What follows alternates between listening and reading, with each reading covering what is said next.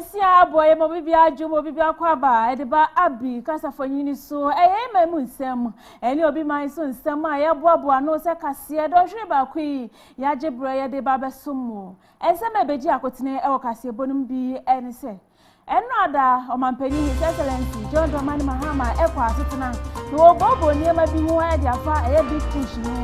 ni na efa e for estate ho na emu nsem no enwure ye de bebro Sanso and His Excellency former president Nana Danko Akufo-Addo ono so akasa ediafa agenda 111 no ho den and worker enwumrei yedi munsem ebebro afei accounted committee no ene okwa asetena no wakasa ediafa esikasem ho ensem ben ena worker enwumrei kan ho ewodonhwe ba kwi ejede munsem obi man so nsem anije munsem ene egudie munsem eka ho ne agebro de ba besom Mame Fasida Emma FC Cosmetics was so person of Moya Frankwadia, nor do any actual catching up by the John, Papa Pani B, nor the account, Mosanto, and a Sia hostel. When you now can't be an enemy, when you're watching, Edeka Seno, Baba Sumo, I can you, I'm a sea, Jadica Senebro, a me, Ama, Josephine, neighbors, Sanam de Kase3bo, my bro.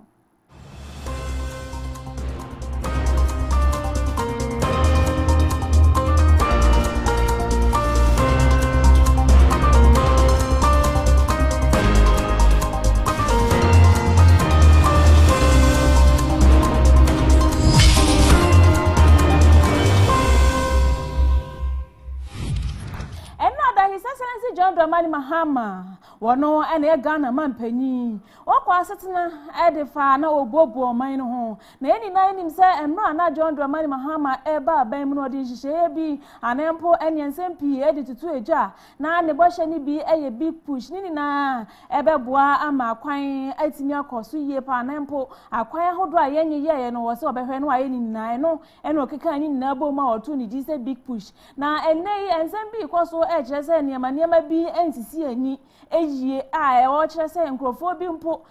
etimi de niema bi anampo akwan ni bi ema contractors ni bi ama wontimi enye eno ena ne ye no ada hokopie mu e wo mrahye bedwafi a wo to adwen ena ode betu mu a wo kire se nkrofu kwa ye from eye fourth estate for wonye hwehwe mu bi e fa sansem no no fa emre no. Certain circumstances under our current procurement law would all agree that open, transparent tenders are always preferable for achieving competitive pricing and value for money. Although we've seen snippets of the investigation from the media, I've instructed my office to obtain the full detailed report from the Fourth Estate and to conduct a study of the various allegations presented in the report. We're also requesting the Ministry of Roads and Highways to present a detailed response to those allegations made therein in order to inform government's action on the matter. On the extradition, because it's in a different jurisdiction and I have no control of it. All I know is that Ghana has put in an extradition request, and so we just have to be patient for the laws to play out in that jurisdiction. And whatever the eventual decision is, we cannot change it because it's not within our jurisdiction. And so we just have to be patient and see what happens. But I know there are two parallel issues. One is the extradition request by Ghana, and the other one is the immigration issue. The arrest was made by ICE for violating immigration status. But then also there's the additional issue of the extradition. But like I said, it's all in the hands of the American judiciary, and it's not within our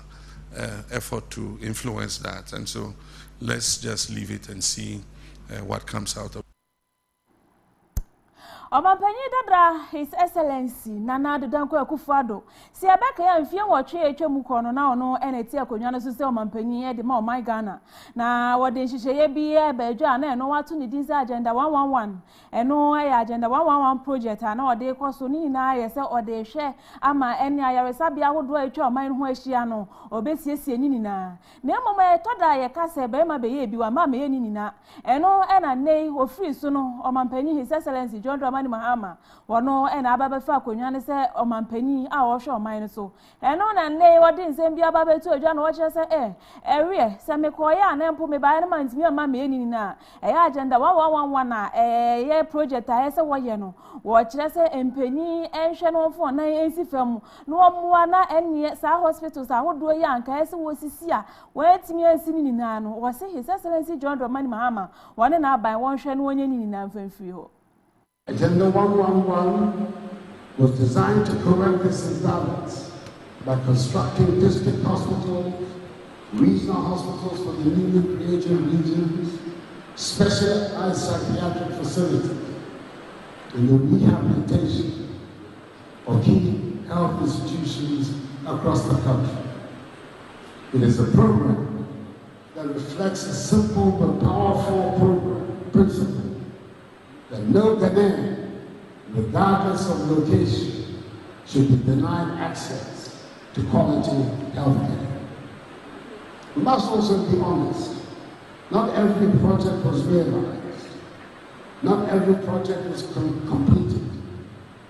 Some facilities reached advanced stages but could not be finished before our term ended. Agenda 111 must be continued. Not only say me, am I frustrated, but the nurses and doctors are also equally frustrated. 100 years later, there's no scan machine in Chebe Hospital. 100 years later, there's no quality laboratory in Chebe Hospital. They send them to Koforidua or somewhere else. And even if they have to do the lab, sometimes it costs 4,200 cedis for a patient. How are they going to pay for it? Yata samno so edi amawa yenkonko piemu ewo mrahye bejefie na we eyo soafo abedi echire a ono ehwe esikasem so eyo onimonyamfo Thomas Nyako ampem ena nei wakasei ene wakwa asesena ekototo esikasem ho na eni na ebeka ya enkrofuko aye from eye runs logistic ejuma yekuo no ewo memhase a me toto odwa anempo ebeto odwa sesika bi akwakodi wonsem a na eye huhu na nei wodi nsem bia to eja watch se sankrofukue yi etimi ede ye 19.1 million ede abra ban no ne mapi ede ka ho a eno eye enigisem ye pa. Of March, I came to Parliament to present the findings of the audit and the subsequent referral to this committee. And exactly a week after, on the 17th of March, one of the companies that were identified to be associated with some of the infractions has responded. Rams Logistics was the company that was stated to have been overpaid for the transportation of grains. Exactly a week after the presentation, the company has gone ahead to refund 19.1 million cedis to the state. And if you look at the audit revelations, it is not just the 19.1 million cedis that was cited. It was also stated that the company was paid with rice in excess of 7 tons. So we are expecting the value. Director General Edema Education Service and what in Sembi Ababetu Eja we a professor NS Kofi and a ne wakasa and I no kwesi daya sorry I antiasem de nini nani se ukopiemu ewoni town I no ewon crying mantem ha say ya arewasama ebeto Eja nini nani se edai bia yesifc wo be yemfie bebreni and anu kwesi ada edwirigu ye na ekumamanfo e mamanfo pinsu eprepraye eno and a name penyimfo a nwumasua so ede nsem ababeto Eja wo chese oba behwe na ne naya hodo a yesia ye completed building no obehwe yini na de free ho na wasisi ene se ewo foundation se du lenti se du hifo obehwe no wasisi ni na de free ho se de be ya sa nyamra semi ebisi bio. Well, we woke up to the news of a collapse of a school building with some fatalities. So we rushed down to ascertain things for ourselves. We've been briefed of the situation now. We are told everything is now under control. For now, we are going to have an emergency meeting at the headquarters to look at lessons that could be learned going forward. So our estate department will meet the regional director and other regional directors to look at the structural integrity of uncompleted spaces that are being used currently to ensure that this does not happen in the future. We only thank God that it happened on a weekend. So for now, we have been properly briefed, and we are going to look at its implication going forward. We have asked them not to come to school. The security agencies have given us the assurance that they are clearing the place. Once the place is cleared and we are assured of the safety of the space, we'll ask the student to come. The good thing is that we have 3 days to vacate. So the students are actually preparing to go on vacation. So we are hopeful that by the time they return, everything would have been sorted out. What we are going to do immediately is to convene a meeting. We are going to have an emergency meeting with the regional and the national team to Apples for Edwin Kawa, Eddie Gunkrofo, Nubi, and Sanini Nani said, when he atro when Ninton Amane, what them rano and empo weddings and money be, and no and Amapo is for Eddie Achiwon. Nini Nanis a man penny, His Excellency John Dramani Mahama, on any way, Her Excellency, and as a First Lady Lordina Mahama. And Crawford me yet me the Marshal and some Eddie AIEB, Eddie Dear Juma, and social media, so any or TikTok. Facebook, WhatsApp, any day keka ho a wutimu se wo de mampani fo nyi e din se money ye papa na nei appoint for action. Anasa oba pani Lodina na onene e kasa enso ebe wie che na ye nipa bonefo e na tete echi a omudi sa boni na ya fa eyi abefo kwan so atete omo ama yensa aka sa nipa bonefo emienu ni edi kan ni din e de Bernard Mensa. Then so of social media this why idea use here charity kwaku. Na sa charity kwaku ya o ya Bernard Mensa. Phone numbers are hold obey nkron and e woni din mu a odidi sa nipa bonisemi. Na odeda dan nkofo opewe ya frame ope say we say abe hu me meboa ma wa say e dia digi sika hodo na ya tita omo na yensa aka omo na edi kan na maboni din. You are tossing me near Michael, the book Safo. Ah, no, so you're watching our central region, where cry a friend and yai abasa and I am Saka. When Che be and social media, so you who viral video be a brand be not ought to be money at a more for our modern summer my and court a judge of the High Court. Now to be man no now him not threatening kwan empo okeka niema emfata bi echre na yensaka sa video na yestati etu ho anamo eguso mu na ye judicial service for so a day petition every IGP tinese say ye boy ye ho modern na make us say sa abrantie ya o hye sa de ye chi ya kwache no ni din the suspect John Pabna Owusu Ansa wanya mfie 49 Adrianine Nkron yache no Thursday etwam 27th March 20 Ya transam no so e dia ma yenkonko piemu e wo we aye Kohini Technology Institute owura woda no aye yima na Ohini Kofi na ne wo de nsem bia ba beto adwa wo sra amanfo enkankan ne aban ne wona wo kan bie wo mu o man mu ha sei won keka won sa sepa ye no fa meso wansene nini na beboa ama mabu na wo tete won se won fa won sa nya adwuma na emwa na afa wo wi ono ankasa nya ni nsan no adwuma no wo se beboa ma na koso ye panti mpanyi entwe wani emfa mehwe wo challenges you want to say, I'm say, okay, technical education there, here and Yamapa equipment. Now school equipment in Wahan. And Kofobe maybe came in 2025 September. Ombo mobile school mu ebe say ye niam e wo ha nyina e bi ni computers photocopy akese a etimi e de print manuals e de ma suafo no ade suafo no ye adwuma no ombe say no na ahonwade e wo nyina ne say omo say no omo mfa nko omo say ne keke egu school no facilitators a e benya omo nso no e na e de is a technical school vocational school no here people with skills and you say ko chi copy pe and so basa na ma accommodation so issue ho accommodation issue as we ma facilitators and a school for no so e bi eba na bi ma and so ye mo dey high end pa. Yewura Minister for Education, former Minister for Education,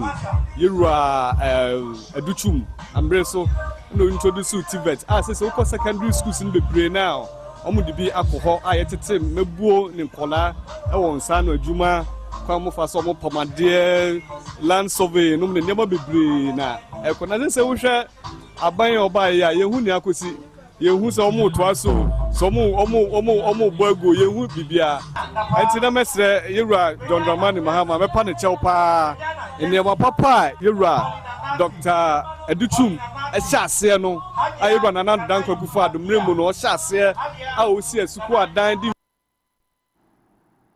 Corporate group of companies or more nsuo a ye friend no standard drinking water e wo mem ha say na ye ka say wanyan finhia bako eduasa na no odi dwumadi esun kokora hyehye so nini na ne say wo de bua ama amanfo anye wonim nsuo yi ebehu nsuo yi sa so na odi kai amanfo kwan ofa so nsuo no bia ya wo free nei say de wasi adru.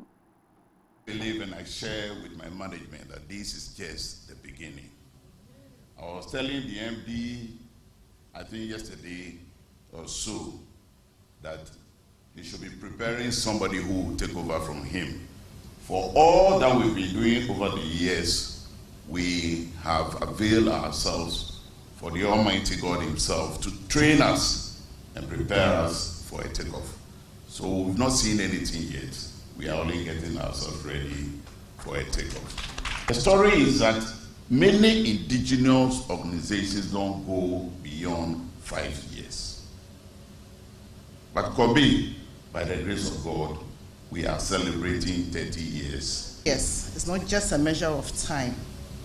It is a testament of vision, resilience, discipline, Kobe,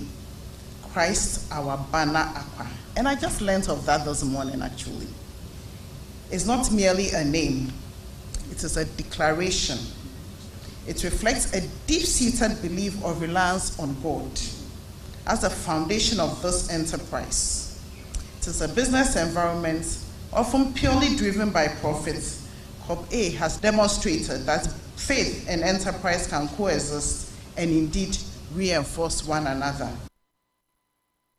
Amo yefe ni konko piemu ewo ahafu mantamu na we ya principal hono eda dadia so aba nursing and midwifery training college and nei what in same bia babetu adwase ebe ka o mampanyi his excellency John Dramani Mahama wo ba no se de medi ke kan wo kan sempi na no eno ka ba ku bi so de kan ho was fees stress policy eno eye policy ano de ba eno beboa ama eye colleges ahodo e wo mema se no ene wo ko school aban ne beso wasene kakra ska no bi na obetu akra aban ne di bi be kan eno beboa na nei eno na principal yi se sa de yi aban yi di ba ye no wose aboa yi papa enkankan ahafofo efisa amanfo e wo honom no na enkane no wo ba school na emu ye den mo pa yi na so nei wose ayefo pa de amawo na ye fa wo mo no aban twa a certain portion of the fees na ye nyina ye di adanse say a best nursing school komua it is expensive to some extent. It is say aban bi ba no say obeyi sa haw ni bi afiri ho amayen a em say e yanije sema e wo say ye nya kwanya bi a ye da aban ne so ase me ba ha no students are matriculate omo ene no omo ye 184 first years are matriculate omo no omo nina especially omo ye RGN diploma no obia aban etwa a portion, not just a small portion, a greater portion of their fees. Digital age, Abibia digital. It's me using it positively. emi yeti me de hwe ya yarefo emfa ho ne baby ani pani free ana se de wositie ana se ne religious background said the compassion ya maame Florence Nightingale onyaye no de etete yen ama besinde nurse na ekọ nanim no na ne ma foforo a eba no ye mfa nsom ye man se oman bapa no mo so ene ma bi ni ho nka se ade ni ho entimi nye hwe fa sa kwan no so ne je bibi ye bibi foforo innovate bibi obi ade Veronica eno innovate Veronica bucket enne abeka ho a yenyina use bi ofi abusia yenyina we so ne yenje aboafo nkrate o mare ba ye de aka ne beto aso ama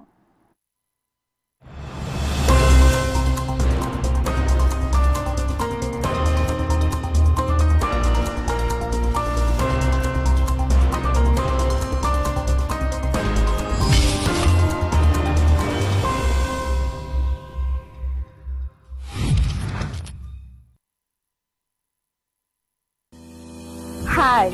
you want a place to sleep for your comfort, or you want a nice place to enjoy life as a student? Wait for me.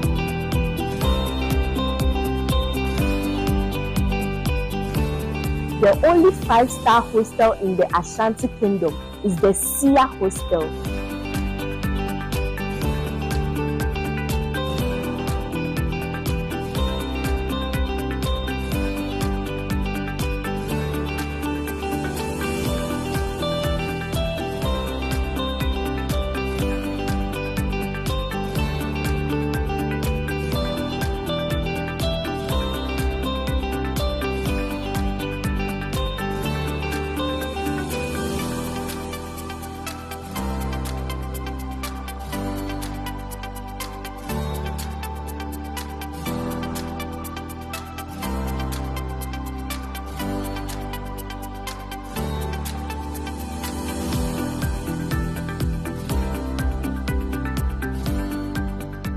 Sia Hostel, the hostel for DBs.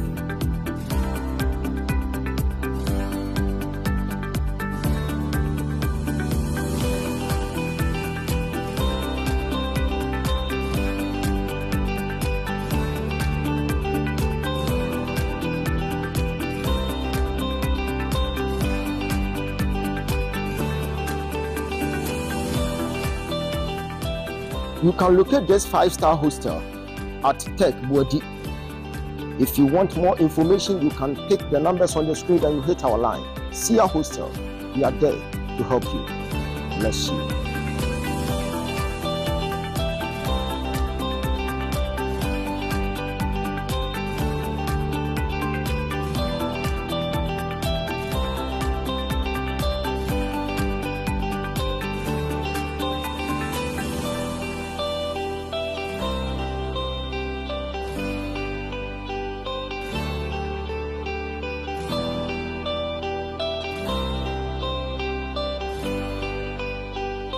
Sia Hostel, your comfort is our hallmark.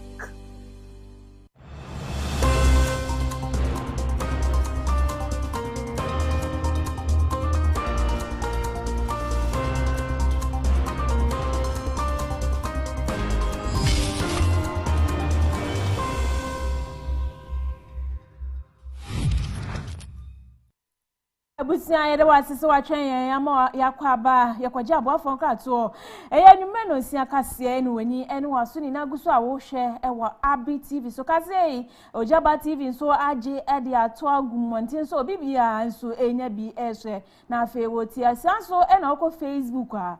Aby TV official eno Facebook pacho wo like ya no wa share no waja wajunhwe mepam no ye bekenkan ede ama opan yie sanso ena okọ YouTube a Aby TV Ghana eno YouTube no enti honom so okọ a wo share na wo like ya nini na ye bekenkan ajunhwe no ede ama so eja to wonko a we nwume no si akase ye nto ansem no so emfa ma wo ye kọ akwakopie mu ewo oboaso anase oboase honom na ban krache a wo ene ina ni agiye pa efise o se oba ban mu no na kwan ye wo honom na enyenyenyenye eno ene ne wo toto wo ye mpanyimfo e wo honom enkra se wo mra mebo aboa no no ntimi ensiesie kwan no na nei empanyi de osi aye kwan no de ama won kama yie pa MC ani age hu yie pa Namasada the road minister and so ase sansa ya ba power na omo the consultant at the bar region ema omo bebisa akwan ahodo a yenye for the past 8 years. And to know already the medical about the regional minister man Dr. Mwakohene. And to time omo ba ye fi akra ba ye no omo bebisa ye no me pagya mensa na minister so ye Kunka Road and Nyankopon Adom Kunka Road ye hu se sia en kwa bia metimi akasa engineer sa ka be 85% de amodu aha into 85% ye do we nyina e kire say NDC aban anase John Mahama aban say eba infrastructure untimi nyi NDC anase NDC aban enfiri mu enenti no ye ba be hwe say ekwan no akwa akosi sen ya taso de amoy da so ginemu e wa kwantimpon so na we e na ukopie mu e wodome kwa benya mempie wo hono ma no so e de aso akwa fom se yenye kwan e wo hono ni na beboa na ni enkwanhye bebrebe a ekokoso wo emem no etuo betimi etwa ntiansi ono so de aso akwa fom kama pa yie se ene wonsiesie kwan a e wo dome kwa benya. The cry of the residents was echoing. They were complaining of the dust and then the road being unmotorable. And so I went to the president myself, and he summoned the minister of roads to quickly get on site. So if you were in my maiden constituency address, that was a week today, I did say that the construction of this road would be soon, and today is just exactly 1 week, and then we are here on site. And on the 2nd of March, I also cut a sword for the Musuku through to Grand Star to Naman Road. And as I speak to you right now, there was a road that was abandoned by the MPP. I've gone to lobby. That is the road from Domi through to Abom Junction to Blekusu to Kitasi. As I speak to you now, the contractor is on site. And very soon, we're going to start the construction of the Kwabenya Tipa Station to Academic City University to the Ashoman Police Post. So I'm still lobbying, I'm still pushing. I've been in office over a year. So this should tell you that I'm ready to work for the good people of Domi Kwabenya. I want you to take us through the specifics for this particular construction. What would be the total distance for this construction you're doing? Yes, this construction is going to be 8.2 kilometers. It has been awarded to 2 contractors to make.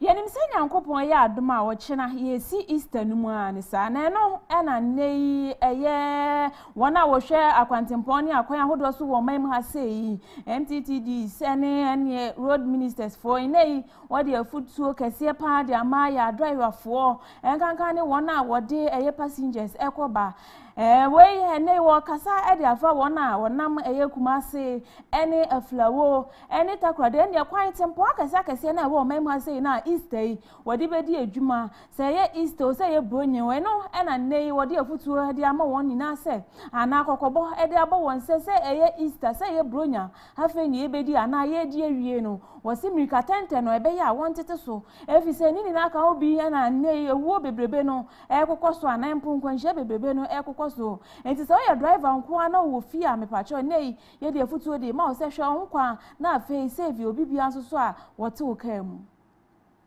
You can't see it. They are there. If you want us to call them, they will show you your cars, and on top of your various registration vehicles, we have the speed you are doing on what? On it. It's the latest what? Technology when it comes to speed detection. So we are warning you. You might be forgiven today, but tomorrow, no. When it comes to regulation, one system of the road traffic regulation, when you're on a road and you get to where there is what? Some settlement, whether village, whether it's what? A town or whatever. By default, You are not supposed to do more than 50 kilometers per hour. When you are approaching a mosque, when you are approaching a school, when you are approaching a hospital, or where there is human protection, you are not supposed to do more than 30 kilometers. We are talking about speeding. We are talking about hazards. We are urging all drivers to be defensive. For you to get to your destination safely, you have to be cautious. You have to be defensive. For you to be able to withstand all hazards, you have to reduce your speed. So we are pleading with all of you. My brother warned you. I'm adding my voice to it. The National Road Safety is saying that for this Easter period and beyond, you have to be a safe driver, a defensive driver. You have to comply with all the road traffic regulations, because there are penalties. At the end of the day, you bet you and now bet them. Yeah, twas so dear ma yonko piemu ewo bono na we assemblyman the man Newtown about one person so no ewo Brekum East bono mantemu ono na ne wakoya adoye dear man manfoni ni na enam ahunidie so ana say fa ahunidie so say nim say o mamu ha say de ye ka ahunidie hu hia ye pa na no se wo hwe ne manfo ma otutu urade gu fam ne pa de wo se emwa korora ene de keka ho ebe ma ni ti mamufo na aho akire won yie papa anasa yare abobo mo eno ena nei ene wa hwe nyame anim akoye sa adoye di ama won se obedidi ewie ro de beto fam na wanse na besisi so asa si wadua ne so de wo se eno emwa nti nei wo de biaye anempo dustbins de ama won se won tu ru aningum eye ma wona wo fam ru akotugu no obeba befa akwakotu agu. Vector, I'm your content assembly member. But I am the year there's been, I say, a person content ante. Which you go over, no better no a person to Ubis and Denti or Sidas been here. Namea, my head has been at the back continental. The message will be on 2 round to phone beam. Who here be a factory does been Naime Franco. Tell me, and I did the same. Nadiano, Pastor will be brave. I see a yebu how, who won't be a factor, nobody Gumna and Nane, near the Kaba. Until we need that day, we won't be Pijan, don't share that I see an iron word, the best form. Let the process to be same. So we to my young my baby at the apple. Will be no another bit massay, yet to be very far. 8 minutes said that. Osha, I see an abo, I see to Kutokuru. Say so far, I'm good over the ma, very far, I see apple. Master say, if you know a school for a teacher for her, or be into the baffle. So content and phone run to phone beam. Your dustbin. Now they met my year, Macoten, and a buffer quanina. As time goes on, you baby at the former Temina. So this one, nobody the poor, you imagine a compasso. Federated air comedies and as commodities or more a cool hour and our talk cocoa a war a year truffle. Now, what in same year baby to a Janine and say was a war baby say cocoa and what Toria, who now way ye now what they to action or better was yes in was it a nay and crophobia about from more a year Sudin. Some crofo ever share ama and yes, product now what to a good bet me as the African Fidiemo, let me aye dex, and no young conya, your mofrano, etna susunya dear was school upon door. I won't member say, was it nay sad a dear no abba, what dreamer, what baba ye, had the abuama and mofra and young conya naso. Now, that is when I was from a year Fedco, a year cocoa buying company, and a Sudan company, and I can't Huabumwa. A year cocoa now bonona. Sabi utatakwa at the buyer over years ago. Yedi ni mse cocoa the beans na equiafo eyo da Fedco to other cocoa buying companies no ta omode ema cocoa board e de kwa ama no ni mse no ano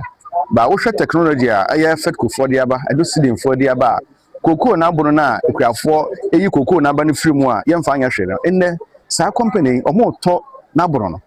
na omodi afa machine mu na omodi aye plywood ye tumi nyame adom ye ne student for ene ye adwuma na student for na ye nom ye adwuma na bofo no tenase ye nhwemu hu so mbetimi de koko pod no koko abano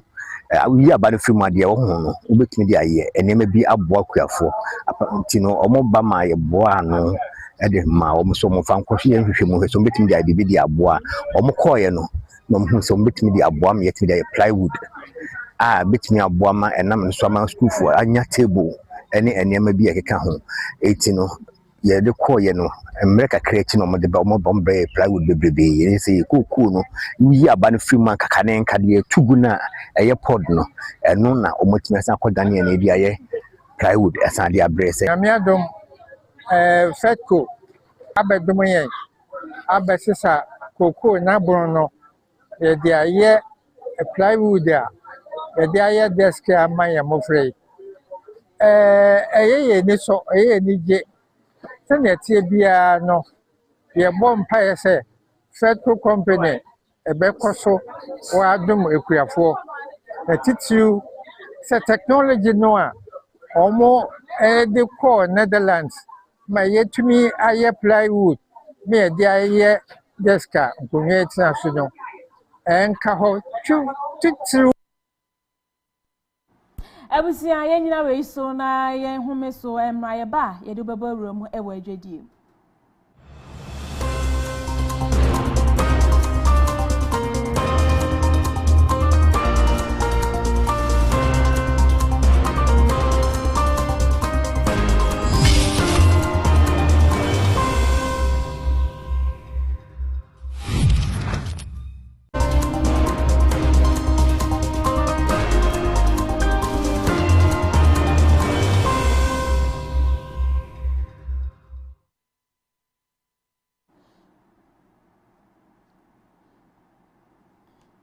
Elizabeth ofosu ajare wono ene hwe adwade mu nsem e wo mema sei na nei wodi nsem bia ba betu adwa wo hye adwadifuo bo se omampanyi his excellency John Dramani Mahama ne na aban e de ye sika 400 million e de ba be hye me e de ama woman banking sa bo hye ya na mpo sansem we abra no omampanyi e ba adwamu e na wode sansem no etu adwa na no e na ndei Elizabeth ono awhwe ye trade so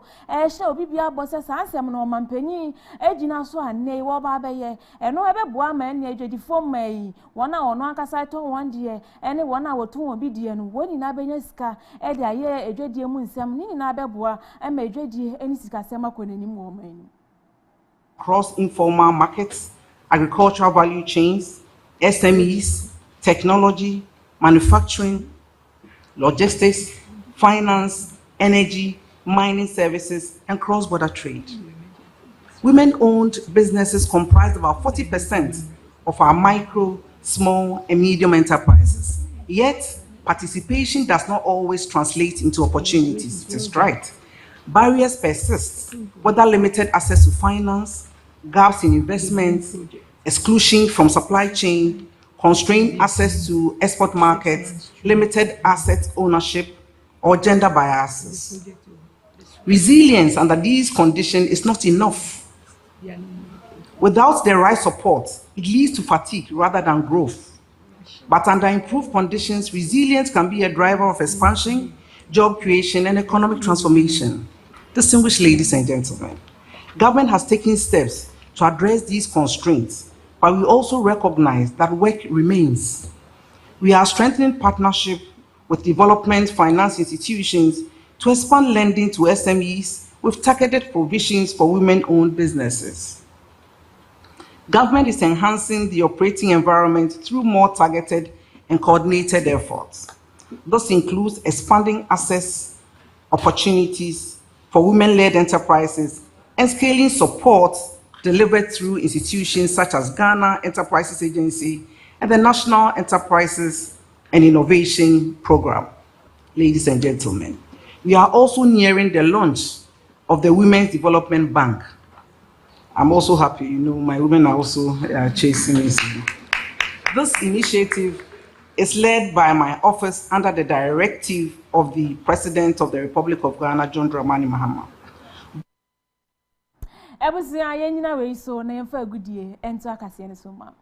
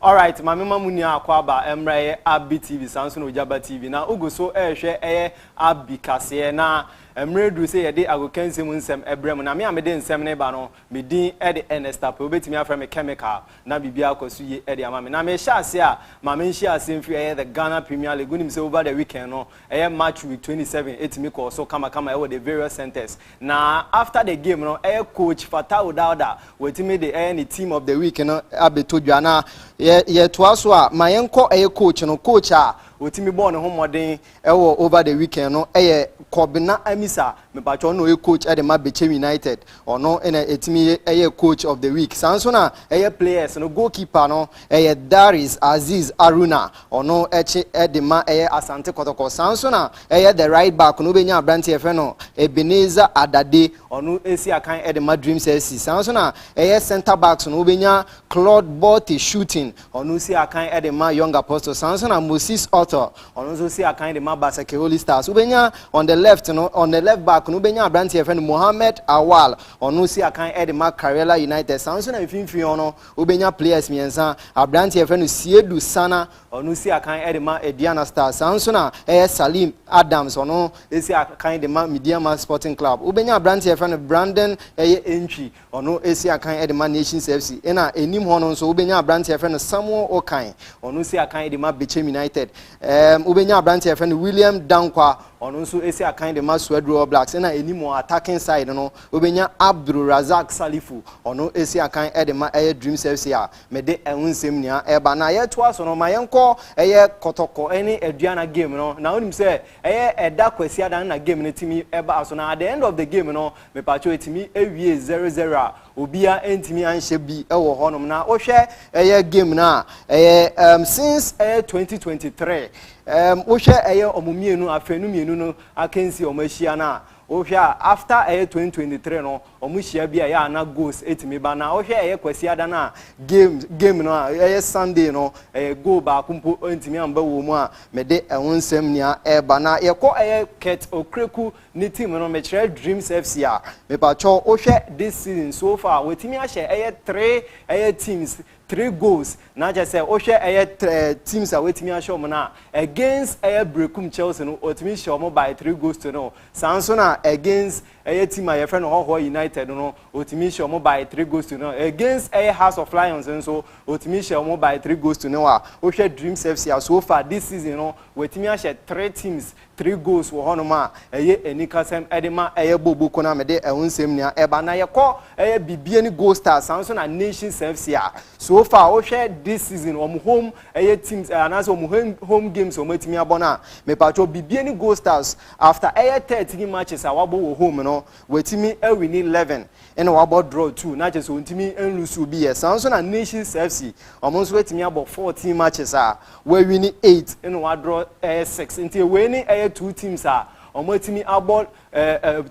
games ewo home omontimi enlusu ba kumpo wonoma nikasem edem bobuku no na ye call the Black Stars of Ghana anopai me be meki anase me be kan nsemne se coach Otuado yetimi up bonenasi to na ohwe coaches ye de omo ato se enche bia no yebetimi a select ba ko a obenya abrante efe no eye Akwasi Apia ono ewo honum sanso na eye team anase Tom Saintfit ono nso wo obenya abrante efe no Heavy Renard ono nso wo obenya Wilfred Wilfred ewo honum sanso na Walid Ragregu ono nso ewo honum nti wo hwe eye coaches na eye coaches na modern screens no so na yebetimi a select baako no wetimi be the head coach of the national the senior national soccer team the Black Stars of Ghana na bibia akoso kama na wo hwe Walid Wagrigwa mepacho enche bia na omo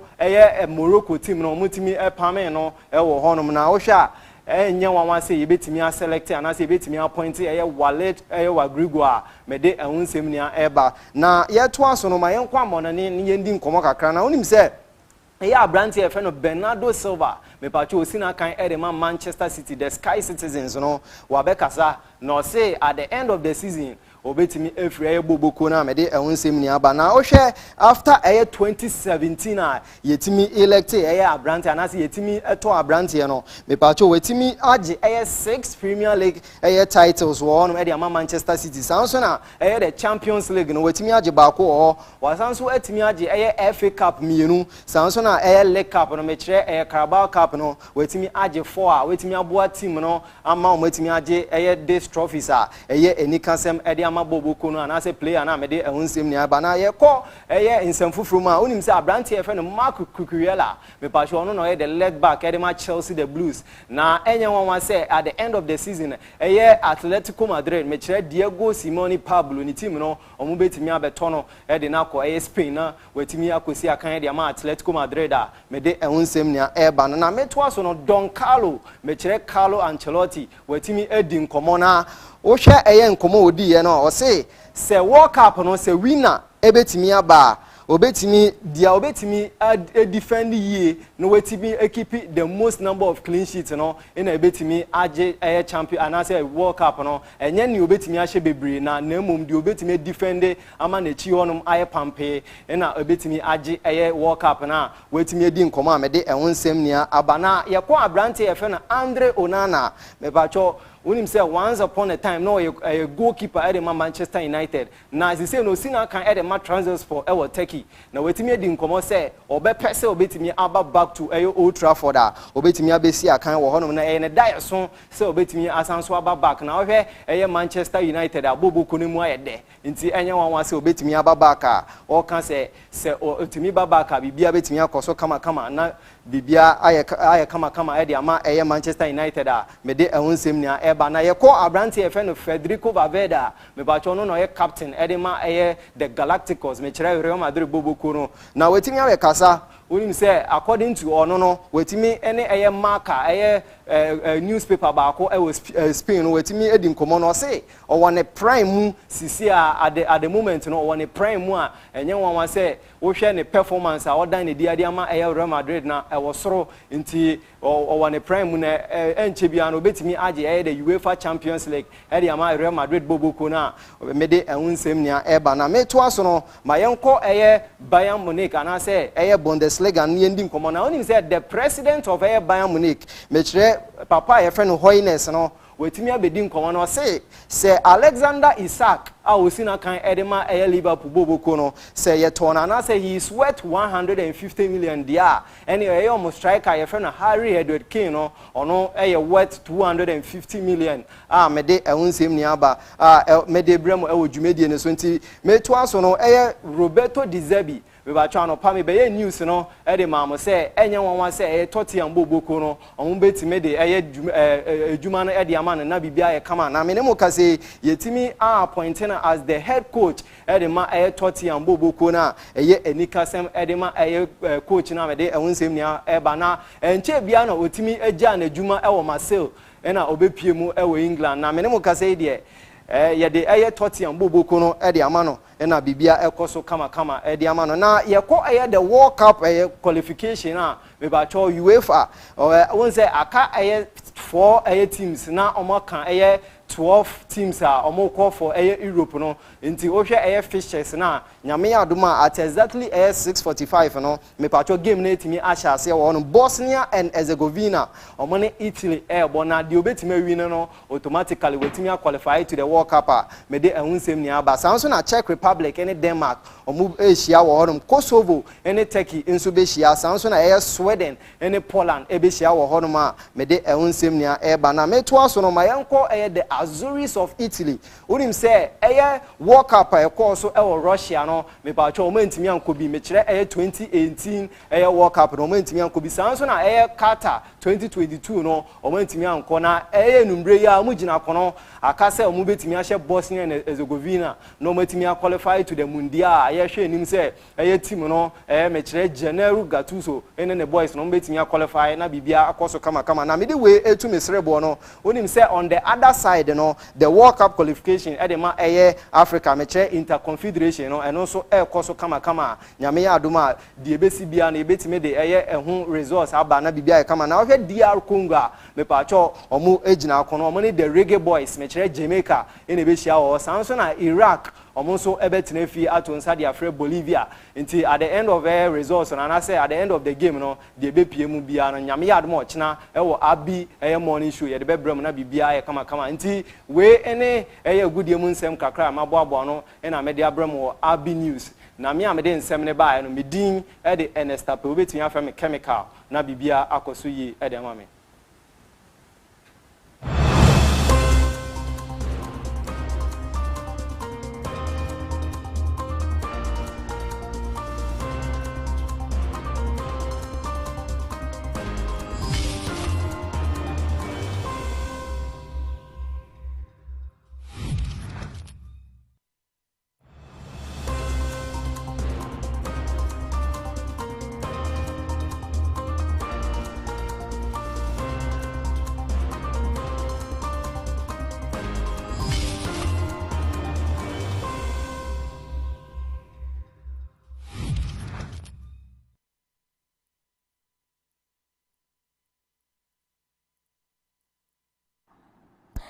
Abuse ma akwa babie manfambra Aby Kase3bo nyini so we enwumero nsi akase ne wani eno waso ni naguso awohwe ewa ha sei no mepa cho kase no obenya bi ahwe ewa Aby TV official Facebook sanso ena YouTube no Aby TV Ghana wokọ ho no ma obenya ensam ni nyina ebi ewo ho mepa cho no wa like no wa share je waje nhwe mrepam ni ebe kenkan de ama oye de obi man so nsem to aso de ama wa yenko enkonko pie mara wo sem a free United Nations eba and say one peacemakers one a wo hwe ma asumdue ti gina mu no enei wo se wa hyehye nipa mienu wa hwe won kwa nipa ba akode enei we prepare yie pa mpanyi hwe se ne ho beto no na na mpanyi hwe se we asefim yie papa na je hyehye ikrampo eba ye ne wonim bebi efri eba ye in Lebanon. Mr. Lacroix, please, the floor is yours. Thank you, Farhan. A very good afternoon to you. So let me give you a few elements about the recent events concerning UNIFIL. This morning, 2 Indonesian peacekeepers lost their lives in an explosion that hit a UNIFIL logistic convoy, destroying their vehicle near Bani Hayan in Sector East. 2 more peacekeepers were injured, 1 seriously. The origin of the explosion has not been determined. Yesterday, a peacekeeper of the Indonesian contingent was killed in an explosion inside the UNIFIL base in Et Taib, also in Sector East. Another peacekeeper was critically wounded and was evacuated to a hospital in Beirut. I express my deepest condolences to the families of the fallen peacekeepers and the government of Indonesia, and I wish a full recovery to those injured.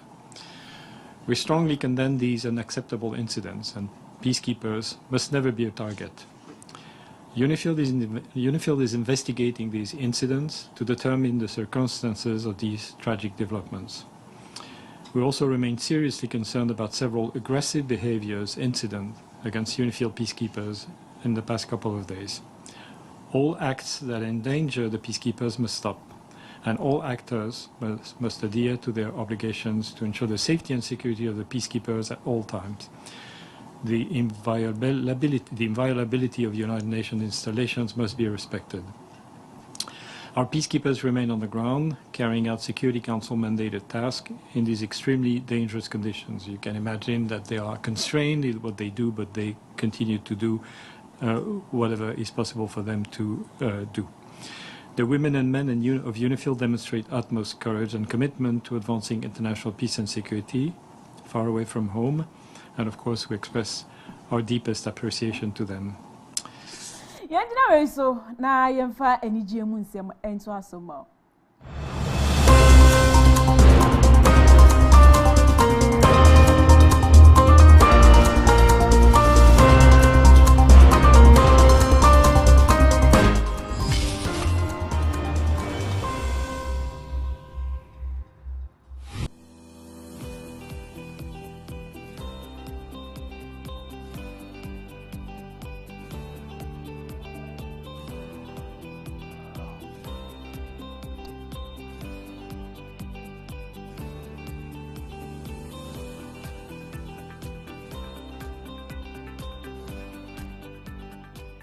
Hi, this is the State SIA for you. For your safety and comfort, I do recommend SIA Hostel.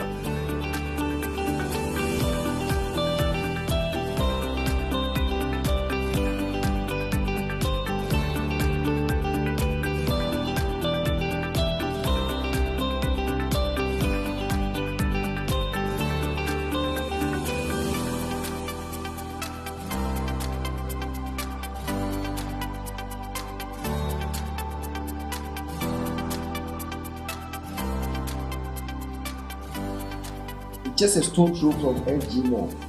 So if you are on Tech Campus, this is a new hostel in town.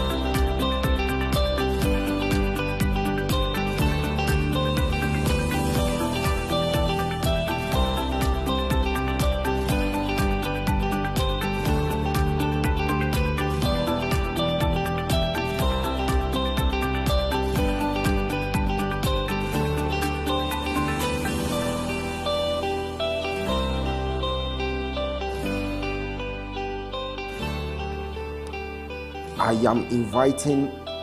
those students who are now about to learn on Tech Campus. Just come and have your safety here, and it shall be well. God bless you.